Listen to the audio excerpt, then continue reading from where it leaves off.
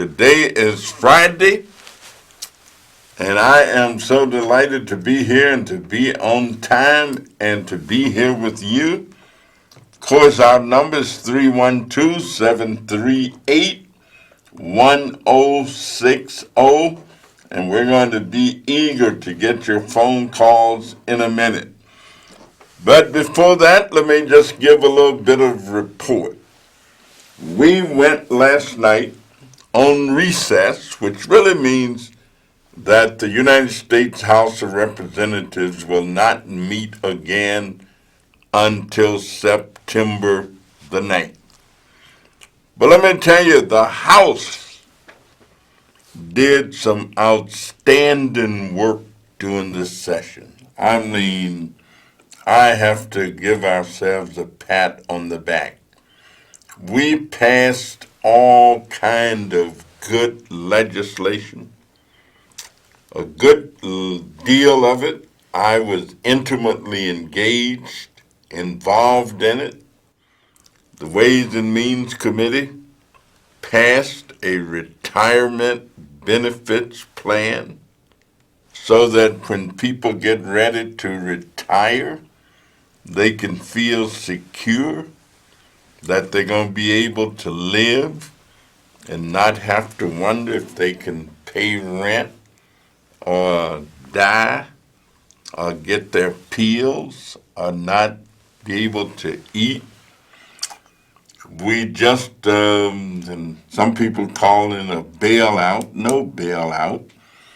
We just help secure the Central States Pension Fund, where hundreds of thousands of people's pensions were in jeopardy, and they didn't know. Of course, the Senate has to act on some of these things, but we passed a pension plan that will help give assurance to people who are truck drivers, bakers, people that worked in grocery stores, coal miners. Hundreds of thousands of people can feel more secure. The Butch-Lewis Act we passed yesterday, or day before. So we've been doing great work.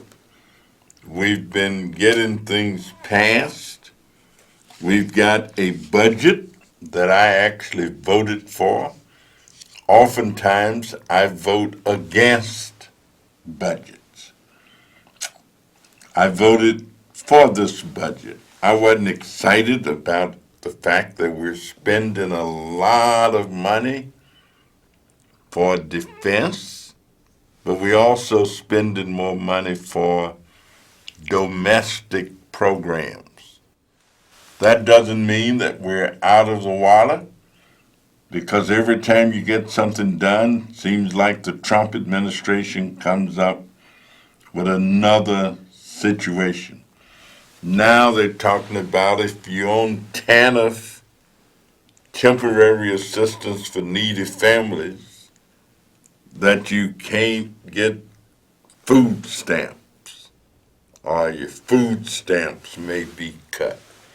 Well, we're going to have that fight, and we're going to be fighting like cats and dogs, and we're going to fight to the finish, because we are not going backwards. We're not going to back up. And for all the people who've been asking me about impeachment and all that stuff, I have voted twice to begin impeachment proceedings against the president. Twice I have actually voted to do that. Let me make a couple of announcements, and we're going to get to our caller. But we have a bunch of activity planned for the summer. On Tuesday, July the 30th, we have a town hall meeting in Oak Park, Illinois, at the Oak Park Village Hall. And you can come to it even if you don't live in Oak Park.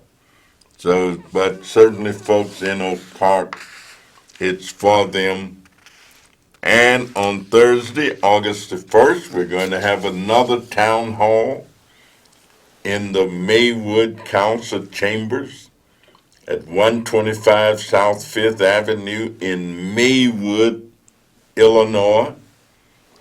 And you can come on out and talk about Affordable Care Act, jobs and the economy, education, immigration, international issues, and any other issues that you want to talk about. And then the next week, we've got another bunch of town halls.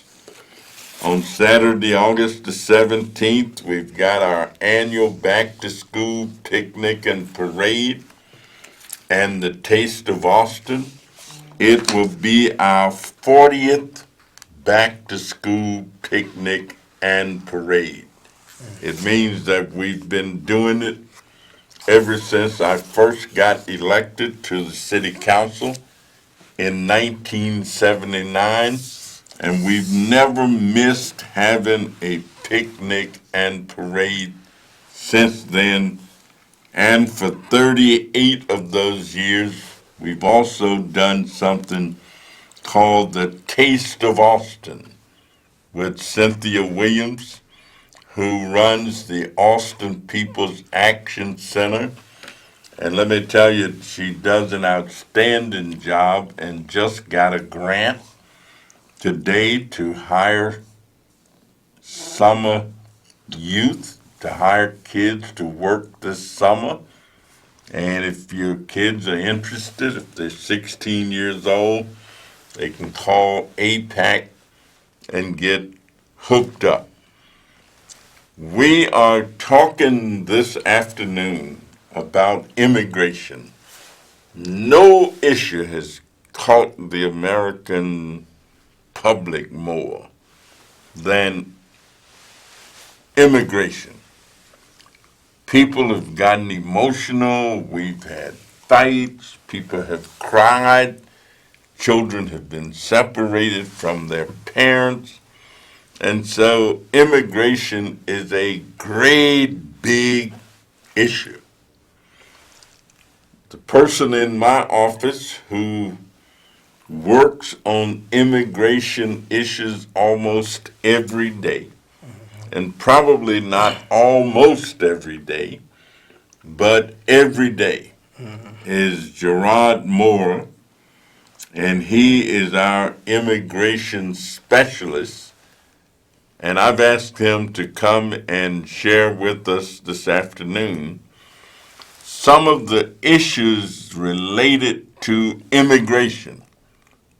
And I'm going to get to our caller right now, and then I'm going to really interview Gerard and get some answers about what we do with immigration.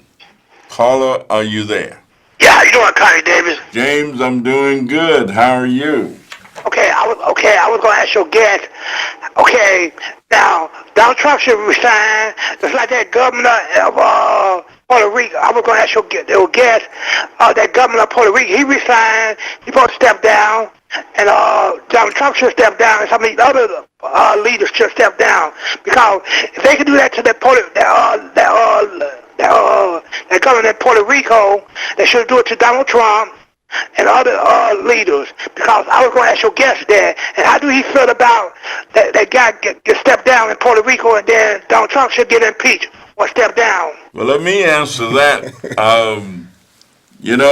It's not often that you actually can run a person out of office. I mean, but the people in Puerto Rico are so angry, so upset, so mad, and feel like they've been misrepresented so badly until they put so much pressure on the governor until he knew that he could not continue to govern. And so he acceded to their wishes. But they're also upset with other people who are part of the hierarchy of the government there, and they are pressuring people who follow him because they don't want them in office either. And so Puerto Rico has been seriously in bad shape. The federal government has treated them badly in terms of emergency relief following the hurricanes and the water and no lights and no electricity. So they've had a heck of a time. My heart goes out to them, not only those in Puerto Rico, but in the Virgin Islands. They've caught it also. And so it's not often. There are a lot of people who wish they could run President Trump out, but I think he's much tougher than the governor of Puerto Rico. So I don't think he's going any place. I think we're going to have to vote him out if you want him out. And I think that's going to happen. Gerard, let me come right to you. You work immigration. So what are people experiencing? People who want to get their visas, people who are afraid they're going to be deported, that they're going to get run out of the country, people who are scared to be counted in the census. What's going on with people who are immigrant or have immigrant status in this country? Well, first, Congressman, I would like to thank you for the opportunity to be on your show to discuss this issue. Anything negative you can think about, that's what the immigrant population is facing right now. The call volume have increased dramatically, given the fact that when Trump first announced that he was going to be knocking on doors and coming in the middle of the night, people would call our office scared that they would just get taken out of their homes and stuff like that. So the process traditionally always been long with trying to get your visas approved, but it has been even more longer. And I think part of the frustration is from the leadership at the top with the President of the United States. So it's been very difficult to get a lot of stuff done as it relates to the immigration. Well, what do people think about ICE? Yeah, they fear ICE. They fear ICE, but I don't think they should be fearful as much as they are of ICE, because ICE do enforce that particular. But ICE ain't really, especially in Cook County. A lot of times, what make deportation bad is when the local governments participate as well, help carry out the federal law. Like, for example, if the president say we getting ready to deport us, we want a certain amount of people deported in the community. If the local government don't participate with it, it's not as bad for the people in the community. So Chicago is a sanctuary city. Correct. Right? Meaning that Chicago does not give aid and comfort that much to the efforts to extricate or to deport or to hunt people down or to do whatever it is that the government, that is the federal government. The best place for an immigrant, a person that's in fear of deportation, to be is in Chicago, or a place like Chicago. For example, we had a family that came into our office. They was living in a church because they were scared to leave outside of their church, because if they felt that as long as they was inside the church, that ICE would not come into the church and deport them. But I made them aware that in Chicago, the county government or the city government is not really enforcing that immigration policy, so they don't have to be that fearful. They don't have to stay in the church. Or the churches have traditionally been sanctuaries, right? I'm saying you wouldn't go into. I remember the first people that I knew starting to make use of churches as sanctuaries was Slim Coleman and Emma Lozano, two longtime activists who also became ministers. Slim and Emma had long been active. Emma was Rudy Lozano's sister, and Rudy Lozano was the leader of the progressive Latino community way back before Harold Washington ever became mayor. He was actually Chuy Garcia's predecessor. He was the leader of the progressive Latinos. Emma is his sister, and of course he's gone, but she and Slim have been very active, as well as other organizations and groups that try and give aid and comfort to those individuals seeking refuge in this country. Do you hear much from people about how children have been treated and how immigration and naturalization have been handling children? Well, I've heard a lot of cases where some children was born here and they family and their mother or father wasn't. So the father, the children have citizenship, but so the parents don't, and the parents fear that they don't want to leave their children here. But if they leave, they can get deported, but the children can stay here. So I just think it's inhumane to put a child in a position where he can be separated from his parents, especially when their parents have fought to come here because they were seeking something better. So to force them into a worse situation, I think that's inhumane. So if the parent gets deported and the children stay, who takes care of the children? I'm not sure. I think what traditionally happens like that is the parents take their children with them. So you're saying that parents don't want to leave their children. Right. And in many instances, parents refuse to leave their children. For example, I had the opportunity to visit Mexico. I actually went to one of the most impoverished villages in Mexico. And I got a whole different perspective as it relates to why they risked their lives to come here.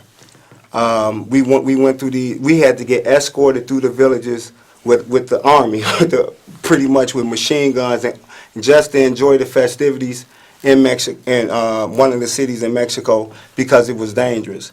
It was poor. So they come here and search for something better, and I sympathize with them wholeheartedly, especially doing the work. It was a great experience to go there because of the experiences that they experience in Mexico. It's tough. And another place outside of Mexico is the Dominican Republic. Is another very, very poor place. Like, I went there, $100 here is like $1,000 there. So for every dollar, it's $10 there. So there's a lot of impoverished people there, and they just really seeking something better. Well, actually, there are these impoverished people all over the world. And part of the reason that people want to come to this country is to better themselves and better their lives. That's why when we negotiate trade agreements and we deal with trade policy, we take the position that unions take, that unless we assist those individuals outside of the country as well as those in the country, we're not totally doing our job. I'm saying every man's death diminishes me. As John Donne said, I know for whom the bells toll. They toll for thee. So we can't just be concerned internally. We also have to be concerned externally. So let me ask you a question. How, as Americans, do we protect what we have without being offensive to other people that's trying to come and enjoy the same liberties that we enjoy? Well, I don't think that we're saying offensive. I think we could have a policy. Some people know what their policies are.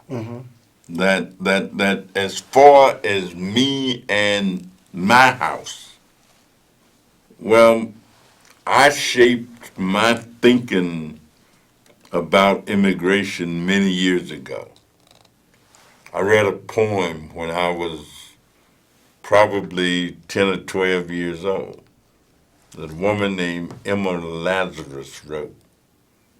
Give me your tired, your humble masses, young Jewish woman.